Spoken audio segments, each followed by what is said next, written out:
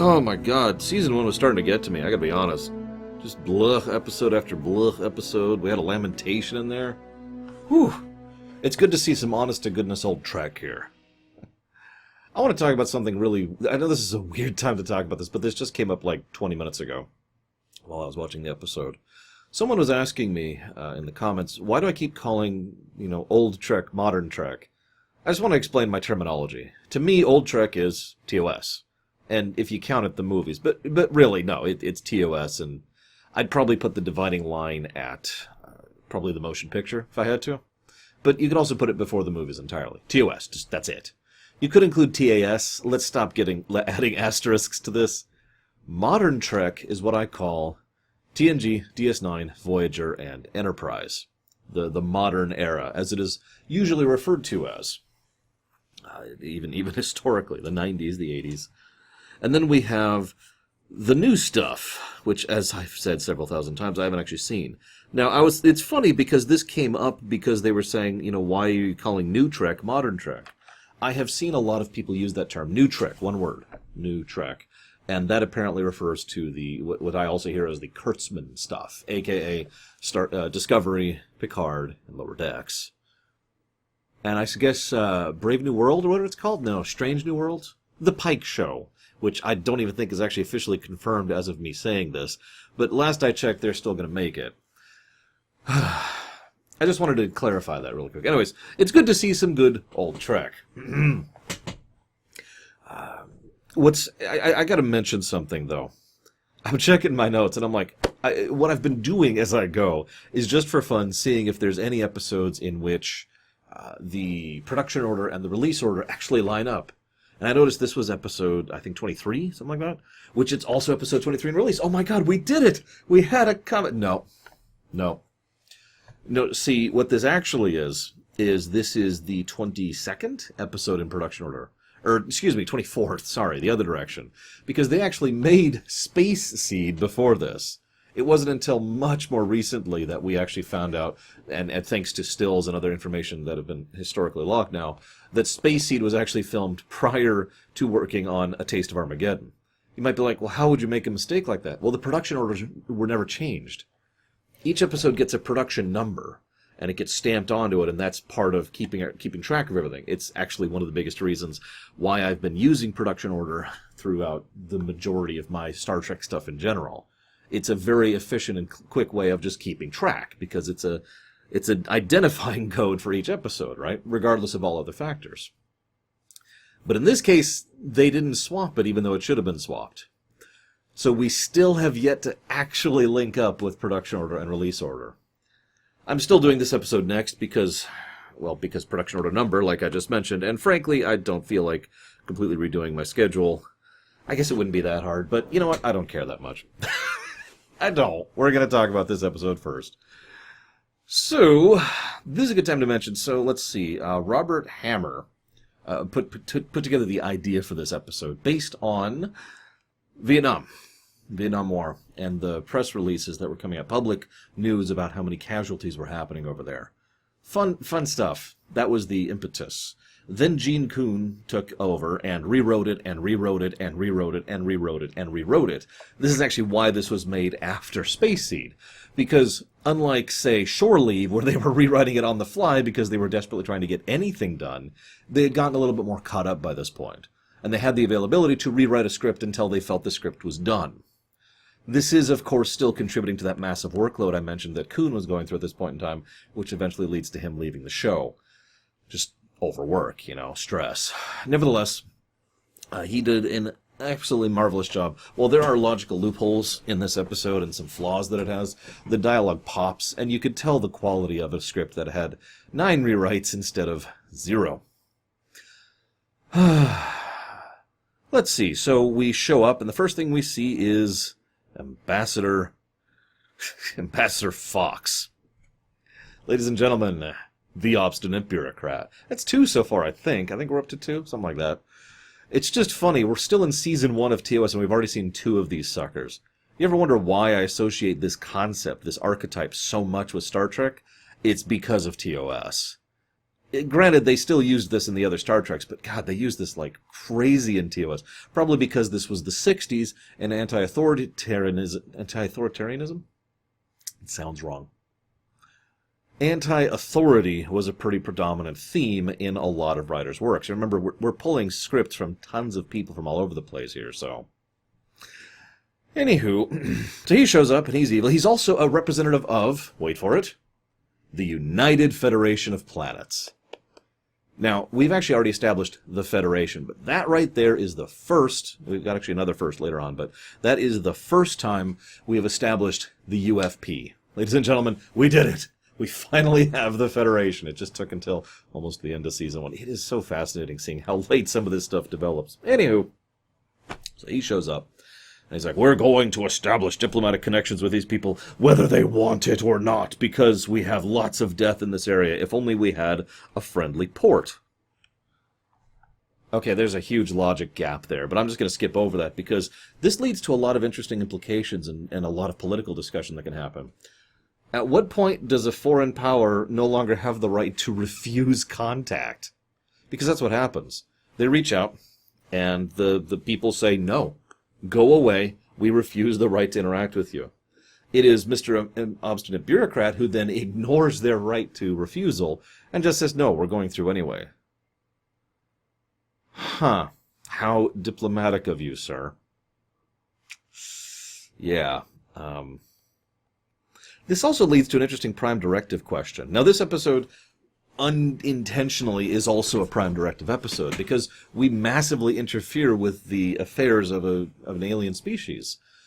And while they are pre-warp, they are definitely post-industrial. These people have, in many cases, in many ways, modern tech. The biggest thing is, while they have spaceflight, they are system-locked. They don't have FTL, basically.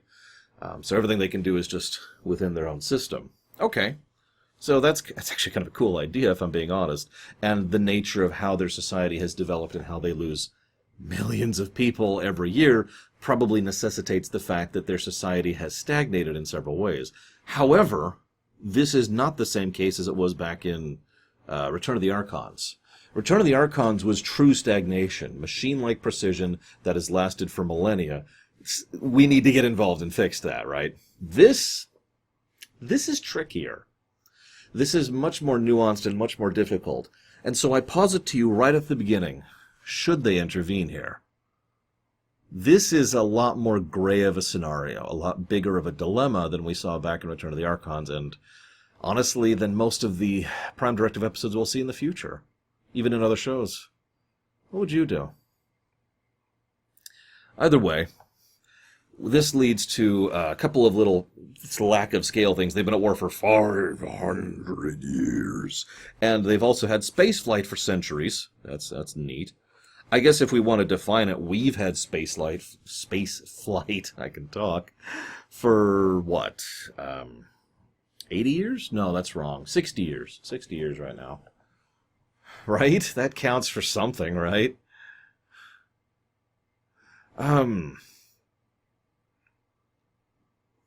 They go down. We meet Mia 3, who is Trelane's mother, who's just slumming it, I guess. I'm not sure what else she's doing here. And we also meet Anon 7. I have two things to say about this. First of all, I get the really strong impression that the fact that they have numbers in their names just kind of adds to that whole stagnant culture thing I mentioned earlier. That the casualties of the war are so great that they don't really bother naming everyone a unique name. They just kind of say, okay, now you're an on 3, now you're an on 5, etc., etc. Or it could be a cultural thing. It could be a way to try and distinguish them as a separate species, having the numbers in the name rather than, a surname. Not a terrible idea, actually. And it kind of makes me wonder if we could use, numbers as a clan name. Well, think about it. It's nice and efficient. What's your name? I am a Lore Runner 7. That doesn't mean I'm the 7th lore runner. It means I'm of the clan 7. All of those who identify as 7s. That's just a kind of a cool idea. But anyways, I'm just kibitzing at this point. Kirk makes formal first contact and diplomatic interaction with the head of state of a foreign power. Huh. If only he was acting as an official of the state. Now this is doubly funny because Ambassador Obstinate Bureaucrat up on the ship is acting as an officiate of the state. Now he's a diplomat. But it's just interesting to see how this episode kind of handles that little niggle. So the key point of the episode is established. They've been a simulated war. It's the nature of it. They run computers. These computers are connected through a WAN, which is an interstellar WAN, so it's a hell of a distance, but it still qualifies. And they calculate attacks, and they say, okay, well, this is what's happening here, and this is what's happening here. You have just taken this many casualties, so you now have to go kill a spider that's on your wall. You know what? That's actually a little one. I think I'll let it live. You get to live, buddy. I'm in the middle of recording. If you stay there for like 20 minutes, you're super dead, though. What was I saying? Oh, yeah. Killing people. That's the best thing, right? All simulated. Okay, I'm kind of with it. I have more to say about this topic, so let's just move on. They do have a very minor thing where they mention it's the same as 50 years ago. Earlier in the episode, they mentioned that the USS Valiant... Oh, God, it's moving, which is just distracting. They mentioned this thing about the USS Valiant and how it disappeared with no all contact lost 50 years ago. Why do they immediately attack any ships in orbit? That's apparently a high priority target. Anybody who's played StarCraft 2 can tell you about that. Units have... Every unit in the game has a priority number attached to it. I don't know what they actually call it. And if you just have a unit standing here, it will auto-attack whatever's the highest number first. And then it'll go down the list until it's dead or they're dead and there's nothing else to shoot. So I'm guessing starships are super high priority or something? I guess I could see that now that I think about it. I wonder if they even have spaceflight in the strictest sense anymore. If that's true, trying to restrict transportation, trade, that kind of a thing. It's interesting to think about. There's actually a lot to think about in this episode. One of the next points is, of course, they talk about how they attack. They beam bombs directly into position. I remind you, this is from another planet. So it looks like Abrams' super transporter transported its way back into the past, into this episode, into these people's things. I'm not sure how exactly they managed that, but whatever. It takes the crew quite a while to figure out what the hell's going on. Once they do, they're just like, okay. This then leads to some silly nonsense.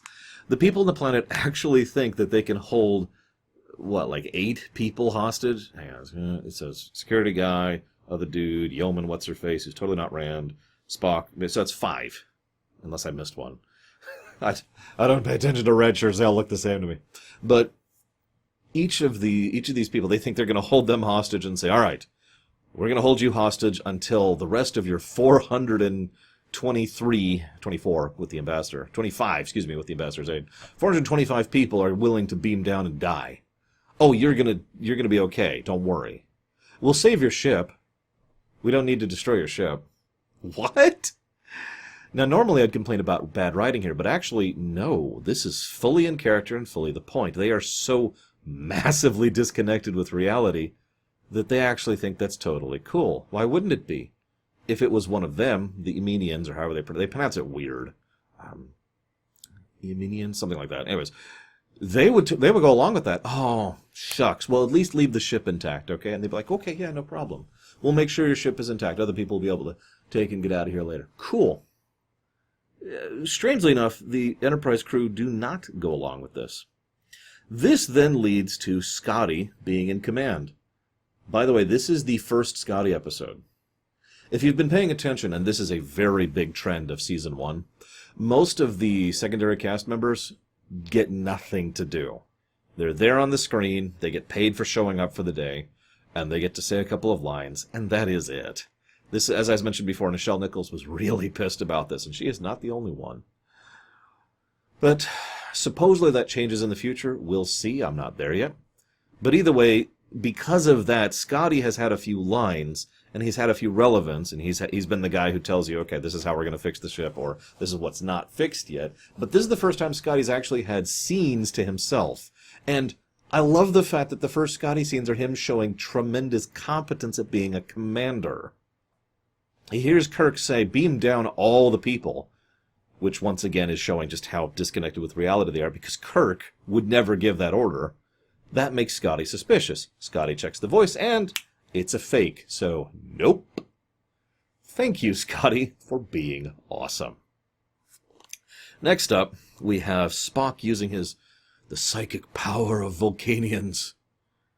I'm going to keep track at the first time they stop. I think it's actually another episode after this, and then they'll finally stop saying Vulcanian.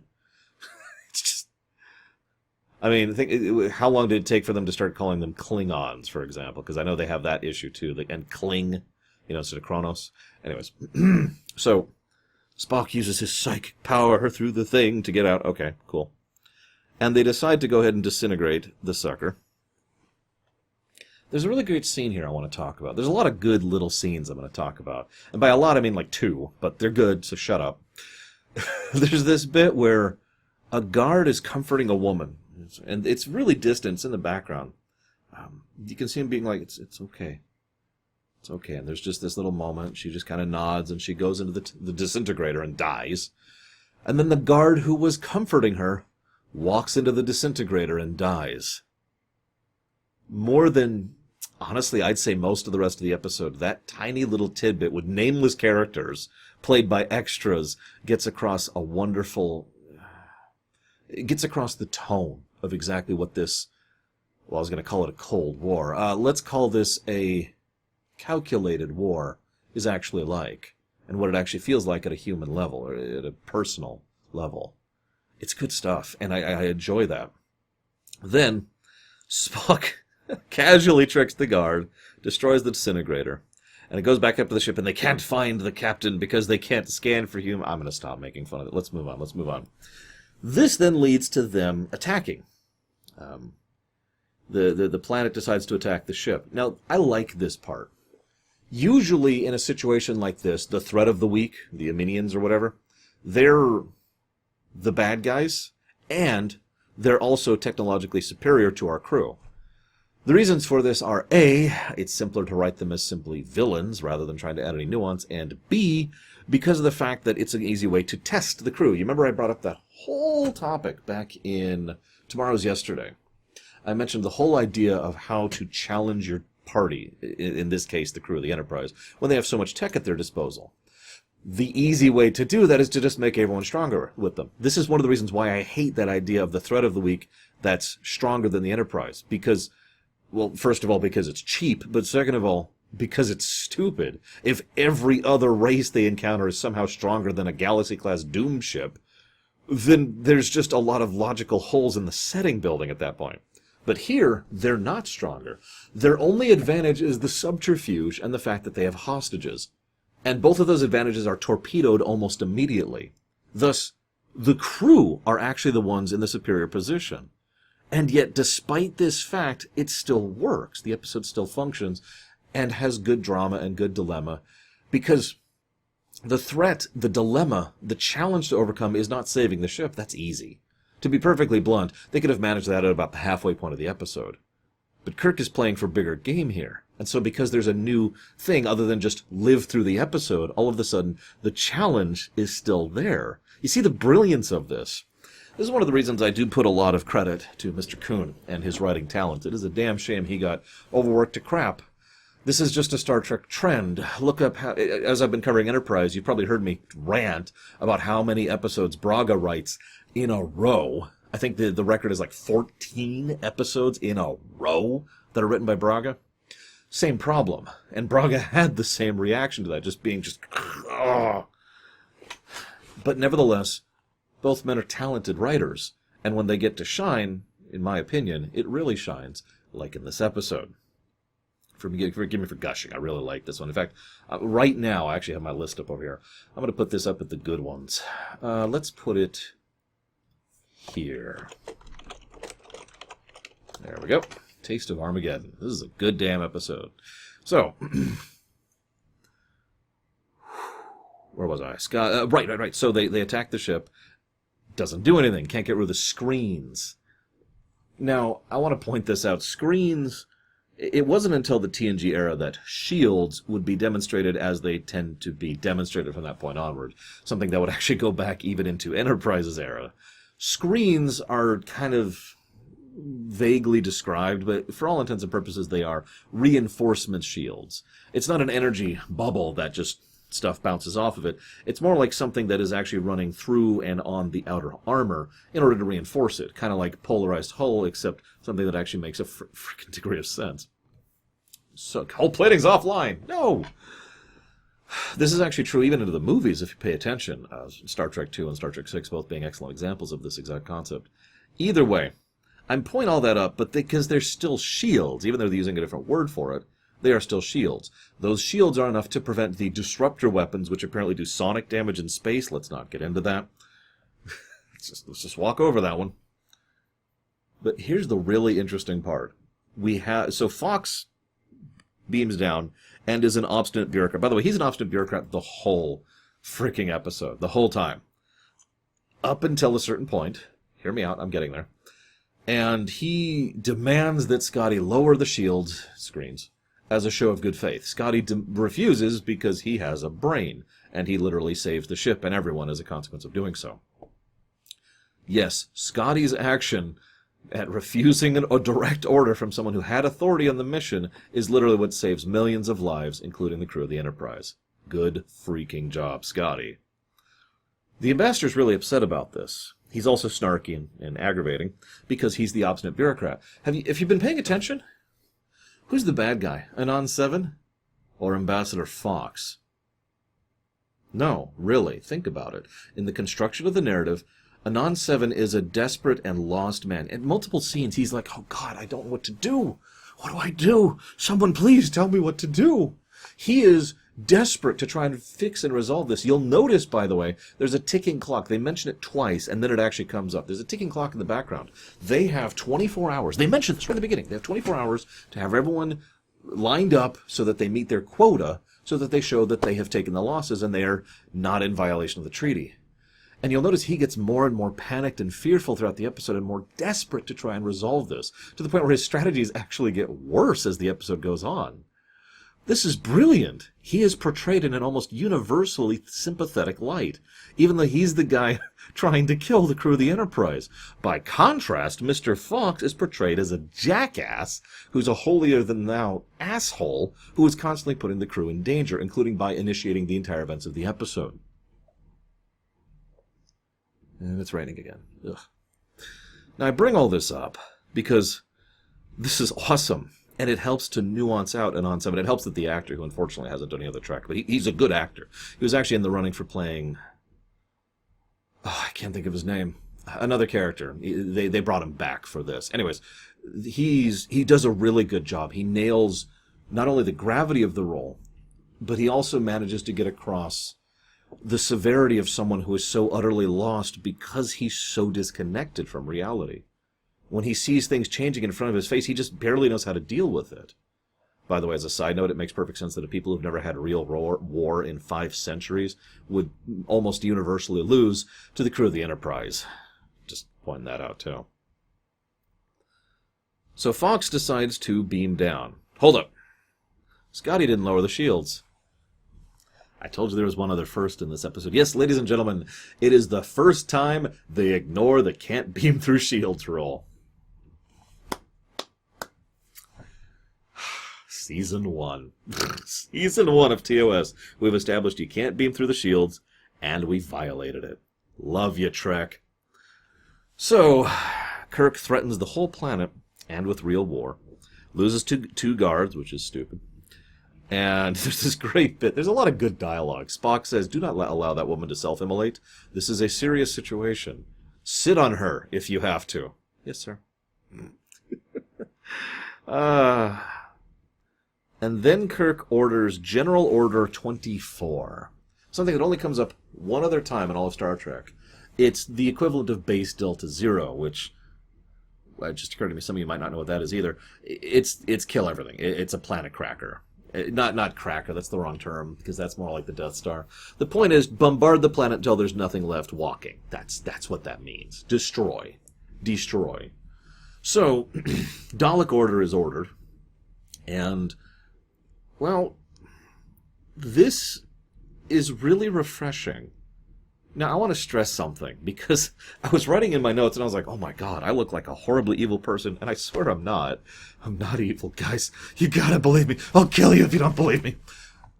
One of the things I've complained about so much in the TNG and DS9 era, and arguably Voyager, and Enterprise, all of modern Trek, has this problem where the Federation's approach to diplomacy is to be a doormat.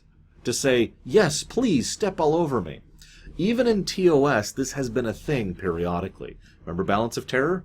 The loss of your ship and all those stations is acceptable to prevent war. Think about that. What Kirk does here is, ironically, diplomacy. Now, it is risky. This is why I have to amend this and correct myself. What he does is a huge risk. And the only thing that irritates me is Spock points out the risk and Kirk ignores it, denies it repeatedly. No, it was totally a safe bet. No, it wasn't. What Kirk does is very risky. He basically forces two powers who are at war to re-escalate and reheat up that war.